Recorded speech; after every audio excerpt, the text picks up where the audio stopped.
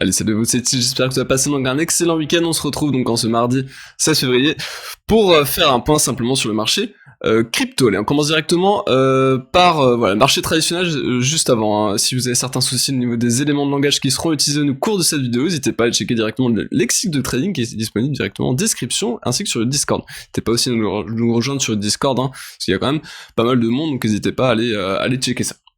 Allez, on commence directement par par les marchés traditionnels qui, voilà, tendance tous tenue. Écoutez, il y a aucun problème, aucun signal d'alerte, aucun signal de TP, il y a absolument rien du tout à part juste de la hausse.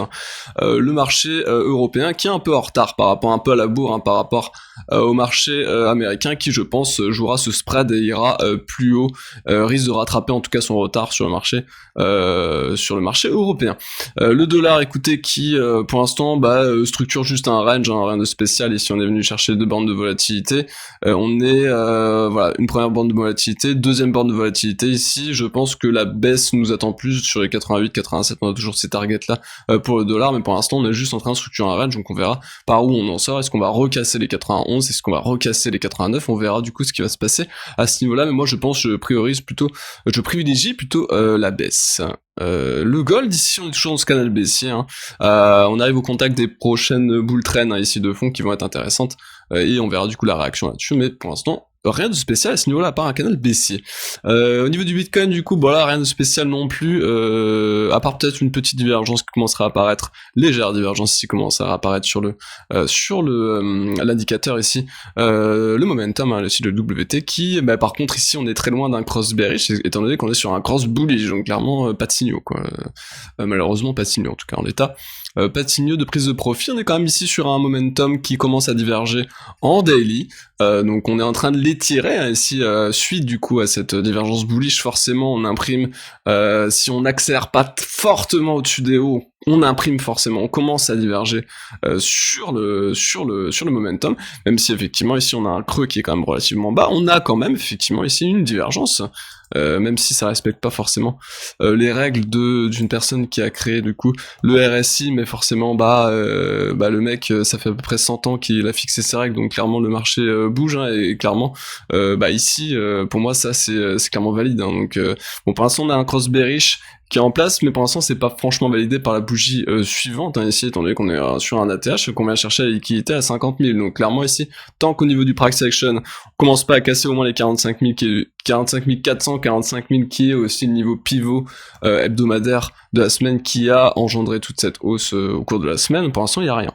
Donc maintenant il va falloir aussi que le price action du coup confirme et casse, maintenant il va falloir casser ces bull trends en tout cas ici, si on veut du coup aller se rediriger ici sur des niveaux de pullback qui vont être relativement décents, qui se situent du coup entre les hauts ici, pullback entre les hauts, donc les 42 000, et du coup on va dire haut de Vegas jusque point pivot mensuel qui pourrait être un niveau ici de rachat, étant donné que ça correspond aussi à une bull trend et une zone de bull trend en tout cas ici qui paraît intéressant. Donc ici clairement ce serait des rachats qui seraient intéressants, mais effectivement si on baisse quand même, hein, ça nous ferait une baisse entre moins 15 et moins 30%, quoi. Donc clairement on peut quand même faire flipper des gens dans cette zone, ce serait pas un problème. Voilà à peu près pour le Bitcoin. On passe directement sur la dominance du Bitcoin qui pour l'instant est en train d'étirer aussi son momentum, donc là on pousse à la divergence, hein, ici. Ça m'étonnerait pas ici que effectivement Bitcoin reprenne un peu du poil de la bête sur ces niveaux-là. Par contre sur Ethereum Bitcoin on est quand même ici sur un niveau de support, donc maintenant voilà les deux charts indiquent des informations entre guillemets contraires qui font qu'il y en a forcément un qui ment. Est-ce que c'est lui qui ment? Est-ce que c'est lui qui ment? Moi je pense que c'est potentiellement quand même plus la dominance BTC qui va mentir, étant donné que là on est quand même sur une belle tendance haussière qui vient du coup chercher un support. Moi je préfère payer un support dans des tendances haussières que d'aller jouer contre tendance et aller chercher un achat sur un truc qui baisse depuis début janvier, quoi. Donc voilà à peu près pour ce niveau. On passe directement sur l'indicateur de psychologie de marché, le Doge, hein, le Doge qui voilà, parce que bon, le Doge commence à voir Doge, et s'il faut acheter du Doge c'est intéressant, Doge c'est le futur, et Elon Musk qui est en train d'en parler tout le temps. D'un point de vue Fiat, oui, ça peut se hold, effectivement, parce qu'il y a quand même une tendance haussière, tu vois, mais globalement, c'est quand même du pump and dump. Enfin, contre Bitcoin, c'est clairement du pump and dump, donc c'est quand même c'est intéressant d'être en Doge, à de rares occasions, tout le reste c'est plus intéressant d'être en BTC quoi, donc à la limite hold du Doge, bah non, globalement, je préférerais hold du BTC que du Doge, quoi, clairement. Donc Doge, il est simplement là finalement pour faire du BTC, enfin faire plus de BTC et plutôt bah du coup accumuler plus de BTC, quoi. Enfin clairement, moi je suis pas super intéressé par holder du Doge. Hein. À part forcément payer les supports, et si on avait payé les 15, on avait payé les 16 plutôt.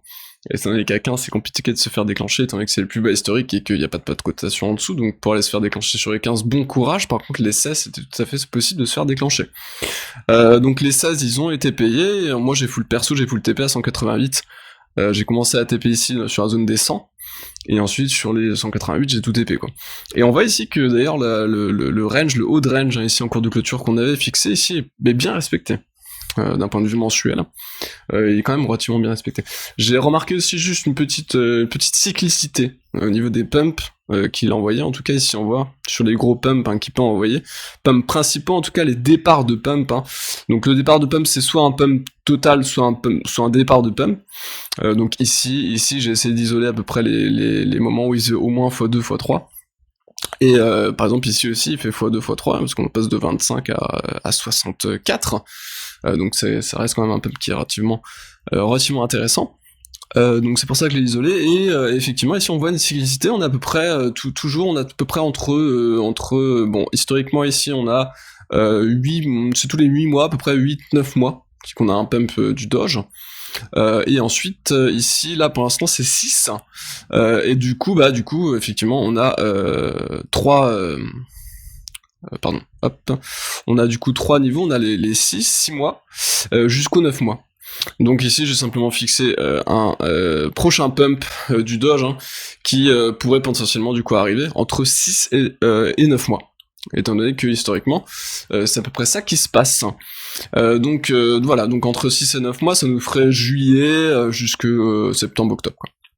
Donc par contre ici voilà forcément entre ces creux c'est pas forcément intéressant de holder. Là même si c'était intéressant de holder 2 mois, bah la target a déjà largement été atteinte sur ce pump et c'est le plus gros pump historique, donc clairement là j'anticipe clairement pas un truc qui va partir et rocket mode contre... Non j'anticipe plutôt un pump and dump étant donné que la chart c'est un pump and dump sur 6 ans donc anticiper maintenant un break non, c'est plutôt juste du pump and dump. De toute façon Doge changera pas, ça restera du pump and dump, et clairement je pense qu'on ira refaire ça et on ira renvoyer un petit pump comme ça et puis etc quoi. Je pense que c'est plutôt ça le plan. Donc clairement ici garder du Doge, je vois vraiment pas l'intérêt quoi. OAX ici donc écosystème Polkadot, rank capé du coup 643ème, capé 13 millions, donc ça reste quand même une petite cap, vraiment sur une petite cap. Et ici clairement on est un peu comme du doc, le doc on avait parlé du doc, on est clairement un peu là-dedans dans une trading neuneux en mode range ici, range, donc payer la zone basse ici de range pour aller revendre la zone haute, et puis garder un petit back quand même au cas où du coup on break ici, donc garder peut-être par exemple 50% ou 30%, parce que si break derrière, ça part sur un double bottom, du coup mensuel, et donc là effectivement si on break ça, il faut en garder quoi, clairement. Par contre une sécurisation ici sur Audran je pense paraît relativement évidente, et contre le dollar du coup je vais regarder ça très rapidement. Contre le dollar on est quand même sur une structure qui serait en double bottom quasi mensuel ici. Donc voilà, il y a quand même des signaux qui sont relativement intéressants sur ce OAX, qui se place dans un écosystème qui est quand même relativement, je trouve, intéressant, mais la paire de BTC est beaucoup plus sexy en plus je trouve. Et le Ensure, donc là on est sur pareil une petite cap 656ème, à peu près la même carte, un tout petit peu plus basse. On est dans la DeFi, et c'est au niveau des assurances. Étant donné qu'il y a beaucoup de problèmes au niveau des pools et des bugs de smart contract qui pourraient avoir lieu là-dedans. Donc ça me paraît être un secteur qui est relativement intéressant, et vous le voyez ici on est sur un double bottom qu'on pourrait du coup prendre plutôt en weekly, quoique non pas forcément, allez en 3 jours il est joli, ouais, et du coup il est quand même bien défendu pour l'instant, donc on vient de breaker et on défend la neckline, et effectivement ici je pense que c'est plutôt la hausse qui va nous attendre pour venir target ici, on peut au moins venir chercher x2 ou x3 sur ces niveaux je pense. Allez, je vais vous laisser passer une excellente semaine, salut.